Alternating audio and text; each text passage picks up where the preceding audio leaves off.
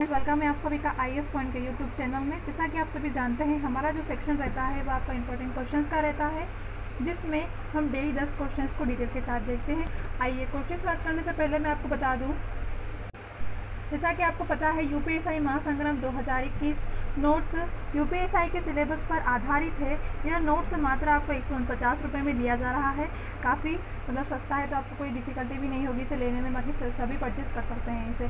Syllabus में जितने भी टॉपिक है सभी कवर किए गए हैं। लगभग 250 PDF का संग्रह, जो कि टॉपिक टू टॉपिक है, जैसे सामान्य हिंदी, मूल विधि, सामान्य अध्ययन यानी कि संपूर्ण GS, उत्तर प्रदेश विशेष, गणित, तर्क परीक्षण, कंप्यूटर और प्रमुख संस्था जैसे जो कई महत्वपूर्ण टॉपिक है सभी कवर किए गए हैं। अगर आप नोट्स प्राप्त करना चाहते हैं तो इस नंबर पर आप व्हाट्सअप कर सकते हैं, या अधिक सारी जानकारी प्राप्त करने के लिए इसी नंबर पर कॉल भी कर सकते हैं। चलिए अब चलते हैं हमारे क्वेश्चंस की ओर। इससे पहले मैं आपको बता दूँ, अगर किसी भी क्वेश्चन का आपको आंसर पता है तो वह हमें कमेंट सेक्शन में ज़रूर बताएं। क्वेश्चन नंबर पहला है, फतेहपुर सिकरी की स्थापना किस भारतीय शासक ने की थी? ऑप्शन है अकबर, बाबर, शेर शाह या फिर जहांगीर। इसका सही जवाब है ऑप्शन नंबर ए यानी कि अकबर। अकबर जो है, इन्होंने ही फतेहपुर सिकरी की स्थापना की थी, जो कि क्या थे? भारतीय शासक थे। कौन? अकबर। आइए देखते हैं। फतेहपुर सिकरी में अपनी राजधानी की नींव रखी थी किसने? अकबर ने। ठीक है, आपको याद रखना है कि अकबर ने ही फतेहपुर सिकरी में अपनी राजधानी की नींव रखी थी। सलीम, उनका जन्म सिकरी में हुआ था, यानी कि सलीम का जो जन्म है वह कहाँ हुआ था? सिकरी में हुआ था। अंततः इस स्थान को शुभ मानते हुए अकबर ने इसे राजधानी बनाने का निर्णय किया। सन 1572 से 1585, कब?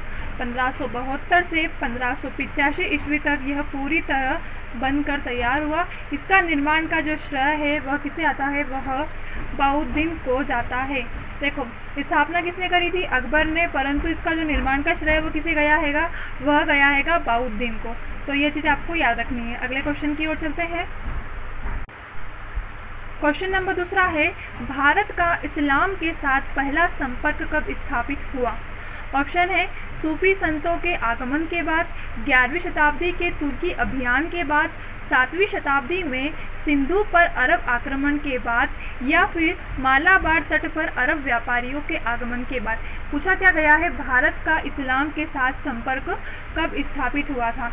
इसका सही जवाब है वह है आपका ऑप्शन नंबर डी, यानी कि मालाबार तट पर क्या हुआ था? अरब व्यापारियों का जब आगमन हुआ था, उसी के बाद ही भारत का इस्लाम के साथ क्या हुआ था? संपर्क स्थापित हुआ था। आइए देखते हैं। मीर कासिम के सिंध आक्रमण से पूर्व जो खलीफा है, उम्र के समय 636 ईस्वी में मुंबई के निकट थाने के विजय के लिए एक अभियान भेजा गया, परंतु वह असफल रहा। इसी अभियान के दौरान भारत के लोग सर्वप्रथम इस्लाम के संपर्क में आए थे। क्या हुआ था? जब उनका जो प्रयास था वो असफल हुआ अभियान, तो उसके बाद क्या हुआ था? उसी के दौरान ही क्या हुआ? भारत के लोग क्या हुआ था? इस्लाम के संपर्क में आए। इसके बाद अनेक अरब व्यापार भारत के मालाबार समुद्र तट, यानी कि जो पश्चिमी तट है, वहाँ से आकर बस गए। इसके बाद आपसी आदान प्रदान की प्रक्रिया शुरू हुई। क्वेश्चन नंबर तीसरा है, निम्नलिखित मुस्लिम लेखकों में से किसे संस्कृत का अच्छा ज्ञान था? ठीक है, कौन से ऐसे मुस्लिम थे जिन्हें संस्कृत का सबसे अच्छा ज्ञान था? ऑप्शन है आपके पास अल-बरूनी, अमीर खुसरो, अमीर हसन देव देहलवी या फिर बदरुद्दीन। ठीक है, आपके पास ये चार ऑप्शन है। इसका जो सही जवाब है वह क्या होगा? वह होगा ऑप्शन नंबर ए, यानी कि अल-बरूनी ऐसे मुस्लिम लेखक थे जिन्हें संस्कृत का अच्छा ज्ञान था। काय का? संस्कृत का। एक तो यह मुस्लिम थे, परंतु इन्हें संस्कृत का क्या था? बहुत अच्छा ज्ञान था। किसे? अल-बरूनी को। आइए देखते हैं। प्रसिद्ध अरब यात्री अल-बरूनी कहाँ के थे? यह एक अरब यात्री थे। इनका नाम क्या था? अल-बरूनी महमूद गजनवी के जो सोमनाथ पर आक्रमण के समय भारत आए थे। जो अल-बरूनी है, यह मोहम्मद गजनबी के जब सोमनाथ पर आक्रमण हुआ था, उस समय क्या हुआ था? यह भारत आया था। वह महमूद गजनबी का दरबारी कवि एवं इतिहासकार था। इसे संस्कृत का अच्छा ज्ञान था। किसे संस्कृत का अच्छा ज्ञान था? तो अल-बरूनी को संस्कृत का अच्छा ज्ञान था। यहाँ रहते हुए उसने एक तो खगोल विद्या, ज्योतिष, प्रकृति विज्ञान, धातु शास्त्र पुराण, चिकित्सा शास्त्र, रसायन शास्त्र आदि विषयों का विस्तृत अध्ययन किया, यानी कि बहुत अच्छा अध्ययन किया। उनकी जो पुस्तक थी कौन सी? तहकीक ए हिंद। याद रखना है, तहकीक ए हिंद यह किसकी पुस्तक है? तो यह अल-बरूनी की ही पुस्तक है, जो कि 11वीं सदी के भारत का चित्रण प्रस्तुत करती है। जो 11वीं सदी का भारत था उसका इस पुस्तक में चित्रण है। कौन सी पुस्तक है? पुस्तक का नाम क्या है? पुस्तक का नाम है तहकीक ए हिंद। किसके द्वारा लिखी गई थी यह? तो यह अल-बरूनी के द्वारा लिखी गई थी। क्वेश्चन नंबर 4 है, मुगल बादशाह औरंगजेब के शासनकाल में पांडारी किसे कहते थे? ऑप्शन है चुंगी कर, परिवहन कर, आयकर या फिर उपरोक्त में से कोई नहीं। इसका सही जवाब है ऑप्शन नंबर ए, यानी कि चुंगी कर को ही क्या कहा जाता था? पांडारी। चुंगी कर को ही पांडारी कहा जाता था। किसके काल में? तो मुगल बादशाह औरंगजेब के शासनकाल में। आइए देखते हैं।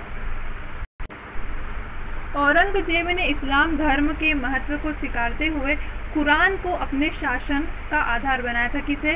कुरान को। कुरान को अपने शासन का आधार किसने बनाया था? तो औरंगजेब ने बनाया था। पॉइंट है, ठीक है। उससे सिखों का कलाम खुदवाना, नवराज का त्यौहार मनाना, भांग की खेती करना, गांजा बजाना, गाना जो है वो बजाना आदि पर रोक लगा दी। कब लगाई थी? देखो किसने लगाई थी? औरंगजेब ने लगाई थी।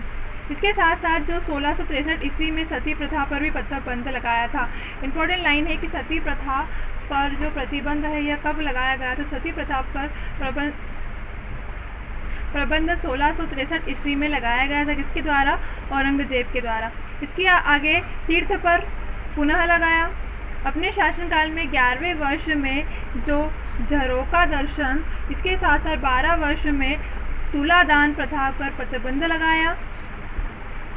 इसके बाद 1668 ईस्वी में हिंदू त्योहारों पर भी प्रतिबंध लगा दिए। किसने? औरंगजेब ने। उसने जो शरीयत के विरुद्ध लिए जाने वाले लगभग 80 करों को समाप्त कर दिया था। कितने करों को? 80 जो कर थे इनको भी समाप्त कर दिया।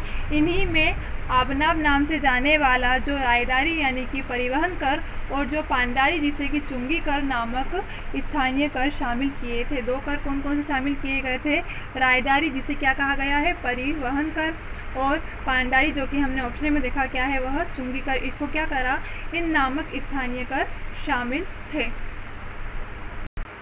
अगला क्वेश्चन है, दीवान ए मुक्त खराज किसने स्थापित किया था? ऑप्शन है आपके पास कुतुबउद्दीन ऐबक, रजिया, बलबन या फिर अलाउद्दीन खिजरी। ठीक है, इसका सही जवाब है वो है आपका ऑप्शन नंबर डी, यानी कि दीवान ए मुक्त खराज जो स्थापित किया था यह अलाउद्दीन खिलजी के द्वारा स्थापित किया गया था। आइए देखते हैं। खिलजी वंश के सुल्तान अलाउद्दीन खिलजी। ठीक है, देखो खिलजी वंश के जो सुल्तान थे वह कौन थे? अलाउद्दीन खिलजी ने अपने शासनकाल में प्रशासन के कई महत्वपूर्ण पदों की रचना की। इसमें से एक क्या था? इसमें से एक का नाम था दीवान ए मुक्त खाज का पद था। इसका कार्य राज्यों में बकाया करों की वसूली, राजस्व आदि को एकत्रित करना। मंत्रीगण अलाउद्दीन को सिर्फ सलाह देते थे और राज्य के जो दैनिक कार्यों को संभालते थे। अलाउद्दीन के समय 5 महत्वपूर्ण मंत्री थे जो प्रशासन के कार्यों में अपना बहुत महत्वपूर्ण क्या रखते थे? स्थान रखते थे। अगले क्वेश्चन की ओर चलते हैं। प्रारंभिक तुर्क या आदि तुर्क शासन में किसे उसकी उदारता के कारण लाख बख्श कहा गया है? ठीक है, मतलब सिर्फ पूछा गया है कि जो लाख बख्श है ये किसे कहा गया है? ऑप्शन आपके पास इल्तुतमिश, कुतुबउद्दीन ऐबक, बलबन या फिर रजिया सुल्तान। इसका सही जवाब है ऑप्शन नंबर बी, यानी कि कुतुबउद्दीन ऐबक को ही लाख बख्श कहा गया है। क्या कहा गया है? लाख बख्श। किसे कहा गया है? तो कुतुबउद्दीन ऐबक को। आइए देखते हैं। कुतुबउद्दीन ऐबक जो कि 1206 से 1210 ईस्वी तक जनजाति का व्यक्ति था। किसका? तुर्की जो जनजाति है इसके व्यक्ति थे। ऐबक एक तुर्की शब्द है जिसका अर्थ होता है चंद्रमा का देवता। ऐबक क्या कहा था? चंद्रमा का देवता। कुतुबउद्दीन ऐबक का जन्म तुर्किस्तान में हुआ। ऐबक को अपनी उदारता एवं दानी प्रवृत्ति के कारण क्या कहा जाता था? लाख बख्श कहा जाता था। किसे कहा? क्यों कहा जाता था? उदारता और दानी प्रवृत्ति के कारण, अर्थात लाखों को दान करने वाला। ठीक है, सिंपल है। इतिहास का ऐसा भी होता है कि लाखों को दान करने वाला किसे कहा गया, तो कुतुबुद्दीन ऐबक को। इतिहासकार मिनहाज ने उसकी दानशीलता के कारण उसे क्या कहा गया था, हातिम द्वितीय की संज्ञा दी थी। एक यह भी हो गया कि हातिम द्वितीय किसे कहा गया है, तो कुतुबुद्दीन ऐबक। किसके द्वारा कहा है, तो मिनहाज के द्वारा। इसके साथ साथ फरिश्ता यात्री के अनुसार उस समय केवल दान व्यक्ति को ही क्या कहा जाता, ऐबक की उपाधि दी जाती थी। ऐबक उसे ही कहा जाता था जो दान करता था, उसे ही क्या कहा जाता, ऐबक कहा जाता था। अगले क्वेश्चन की ओर चलते हैं। क्वेश्चन नंबर 7वां है, रज़िया सुल्तान गुलाम वंश के किस सुल्तान की पुत्री थी। ऑप्शन है आपके पास इल्तुतमिश, कुतुबुद्दीन ऐबक, कुतुबुद्दीन शाह या फिर मसूद शाह। आप सभी को पता है कि रज़िया सुल्तान किसकी पुत्री थी। रज़िया सुल्तान जो कि गुलाम वंश के किस सुल्तान की, तो गुलाम वंश के जो शासक थे जिनका क्या नाम था, इल्तुतमिश, उनकी ही क्या थी, पुत्री थी। आइए देखते हैं। अगला क्वेश्चन है, गुजरात के राजा भीमदेव द्वितीय ने किस आक्रमणकारी को हराया। ऑप्शन है आपके पास महमूद गजनबी, मोहम्मद गौरी, अल जुनैद या फिर इसमें से कोई नहीं। गुजरात के जो राजा जिनका क्या नाम था, भीमदेव द्वितीय, इन्होंने किस आक्रमणकारी को हराया था, तो भीमदेव द्वितीय ने। किसने, भीमदेव द्वितीय ने मोहम्मद गौरी को हराया था। किसे, मोहम्मद गौरी को हराया था। आइए देखते हैं। गुजरात के राजा भीमदेव द्वितीय ने आबू पर्वत के पास, कौन सा पर्वत था, आबू पर्वत के पास मोहम्मद गौरी को हराया। उसका मार्गदर्शन उसकी माँ कायमा देवी ने किया था। क्या मार्गदर्शन। अगला क्वेश्चन है, किस सिख गुरु ने औरंगजेब द्वारा दिए गए इस्लाम स्वीकार करने के आदेश को ठुकराया था। ऐसे कौन से औरंगजेब थे जिन्होंने क्या, इस्लाम स्वीकार को ठुकरा दिया था। ऑप्शन है गुरु नानक, गुरु आनंद, गुरु अर्जुन या फिर गुरु तेग बहादुर। तो आपको बता दें कि जिन्होंने औरंगजेब द्वारा जो इस्लाम धर्म को स्वीकार, इस्लाम जो धर्म है इसको स्वीकार करने का आदेश को ठुकरा दिया था, वह थे गुरु तेग बहादुर। गुरु तेग बहादुर जी ने क्या किया था, औरंगजेब के द्वारा कहा गया था कि आप इस्लाम धर्म स्वीकार लो, परंतु इन्होंने क्या किया, उस आदेश को ठुकरा दिया था। आइए देखते हैं। औरंगजेब ने कश्मीरी पंडितों और जो गैर मुस्लिमों को इस्लाम धर्म में रूपांतरित करने का आदेश दिया था। किसके द्वारा, औरंगजेब के द्वारा। किंतु गुरु जो तेग बहादुर थे, इन्होंने क्या, पुरजोर विरोध किया, मतलब इसका बहुत अधिक विरोध किया। उनके इस विरोध को बदला लेते हुए मुगल सम्राट औरंगजेब ने गुरु तेग बहादुर का 1675 में दिल्ली में जो सार्वजनिक रूप से सर कटवा दिया था। जब इन्होंने, किसने, तेग बहादुर जी ने विरोध किया, तो मतलब उन्हें गुस्सा आया औरंगजेब को, तो उन्होंने क्या किया, दिल्ली का जो सार्वजनिक है वहाँ पर क्या किया था, इन्होंने उनका सर कटवा दिया था। कब कटवाया था, 1675 में। अगला क्वेश्चन है, किस शासक ने स्वयं को खलीफा घोषित किया है। ऑप्शन है आपके पास नासिरुद्दीन, खुसरवाह, मुबारक खिलजी, अलाउद्दीन खिलजी या फिर बलबन। आपका जो सही जवाब है वह है आपका ऑप्शन नंबर बी, यानी कि मुबारक खिलजी को क्या कहा गया है, इन्होंने खुद ने ही क्या कहा है, खलीफा घोषित किया है, स्वयं को खलीफा घोषित किया था। आपका सही जवाब क्या होगा, ऑप्शन नंबर बी, यानी कि मुबारक खिलजी। आइए देखते हैं।